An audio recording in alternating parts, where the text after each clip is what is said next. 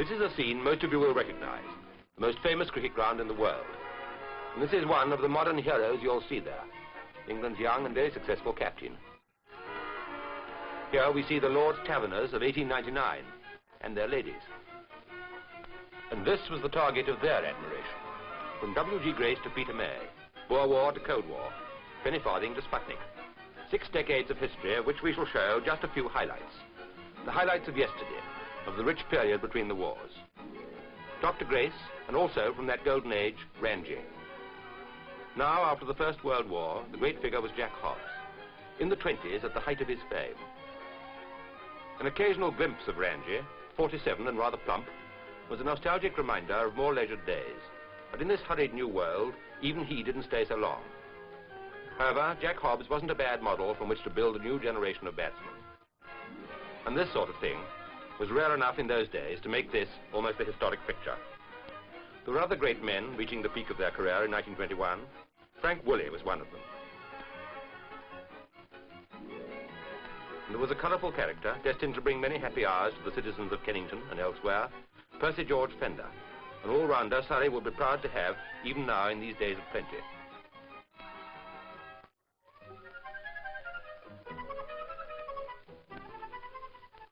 Warwick Armstrong.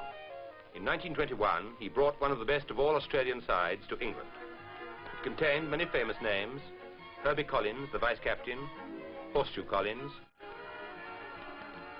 Arthur Maley, one of the best of Australian spin bowlers.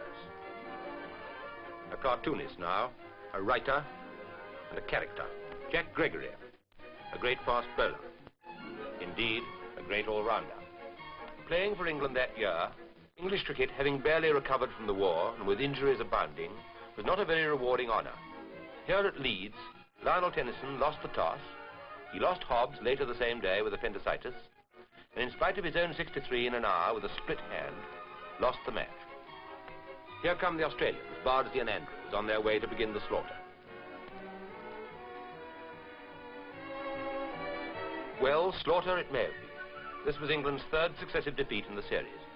But in time, English cricket began to rise again, just as it was to do after another war a quarter of a century later.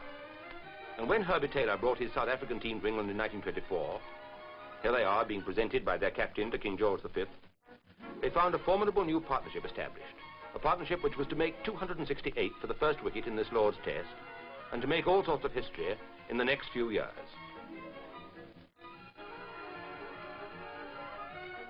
Hobbs and Sutcliffe. Next winter, they went together to Australia. And for the first time for 12 years, Australia lost a test match. Next time, in 1926, it might be the Ashes. Meanwhile, an enthusiastic welcome home, and then 12 months of speculation and excitement, such as few test series can have provoked, either before or since. At Lord's next winter, a new grandstand was built to meet the enormous public demand for seats. And when the Board of Control met to appoint test selectors, this dignified, but one would have thought pictorially unexciting body, was accorded the limelight of a conference of politicians. Lord Harris, bottom right, was the great legislator and administrator. For the first time, the board invited 2 professionals to serve on the selection committee, Hobbs and Rhodes. There was to be no disappointment. Later that year, the Ashes came back to England at the Oval, and for a few years, English cricket enjoyed a halcyon era. After Percy Chapman's side had retained the Ashes in 1928-29, another Australian team came to England in 1930, the first of the 2 captained by Woodfull. At Lord's, Chapman and Woodfull come out to toss.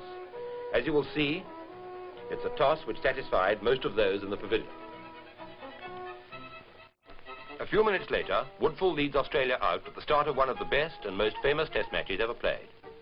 A match of brilliant batting on both sides, a match in which England were beaten by 7 wickets by about tea time on the 4th day, though they scored around 400 in each innings. Sutcliffe having recently split a thumb, Hobbs and Woolley opened for England. They were then, respectively, aged 47 and 43. This was the only match in which these 2 great batsmen ever opened for England together.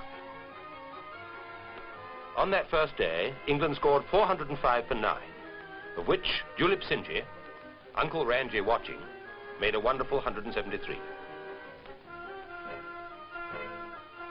Here he is, reaching a century which lives clearly in the memory of many of us to this day.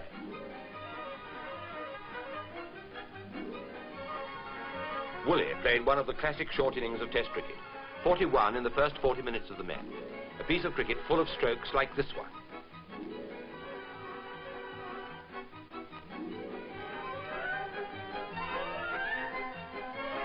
And this, using his immense reach to hit Grimmett to the square leg boundary. But the greatest innings of that great match was the 254 of a young Australian not yet 22, Don Bradman. And at Leeds a fortnight later, he played another fabulous innings, this time 334. In the second over of the match, Archie Jackson was caught at short leg by Larwood off Tate. That was the last success the English bowlers had for a long time. Bradman had made 100 by lunch and 309 by the end of the day. Geary bowled to him. Larwood bowled.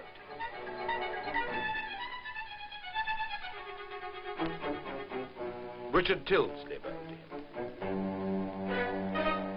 And Maurice Tate. But all came alike. The greatest of all batting prodigies had arrived. England's answer, in Australia 3 winters later, was a battery of fast bowlers and bodyline. This is not the place to discuss the pros and cons of bodyline. You'll see for yourselves that here at Adelaide, the Australian batsmen didn't see many of the pros. Woodfull is hit. Woodfull loses his bat.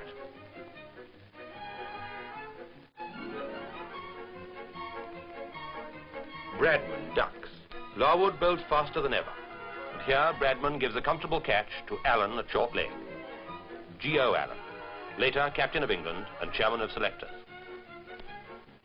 Wisden records that this third test match in January 1933 will go down in history as probably the most unpleasant ever played. England won it by 338 runs to lead 2-1 in the series. Subsequently, they won the last 2 tests as well. The Ashes lost in 1930 were regained, but at what a cost. They were lost again in 1934 and not regained in 1938, though at the Oval that year, Len Hutton made his historic 364.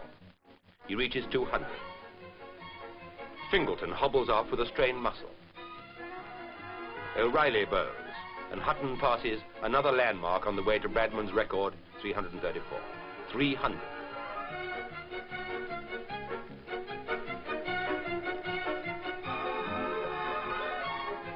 From all over London, people are trying to squeeze into the Oval to see the climax of this prodigious innings, now in its 3rd day. Hutton, very weary now, goes on and on and on this most perfect of wickets, until at last he passes Bradman's score of 8 years before.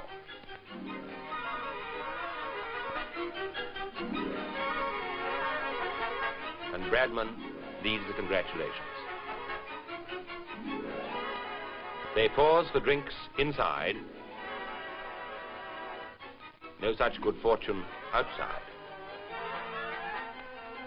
Bradman bowls and twists an ankle. Neither he nor Fingleton can bat in the match, and Australia lose by an innings and 579 runs, to the largest total ever made in a test match. The 132 England needed in the last innings took a lot of getting, but Edrich played one of his staunchest innings, and eventually Compton hit the 4, which won the match, the rubber, and after a gap of 19 years, the Ashes.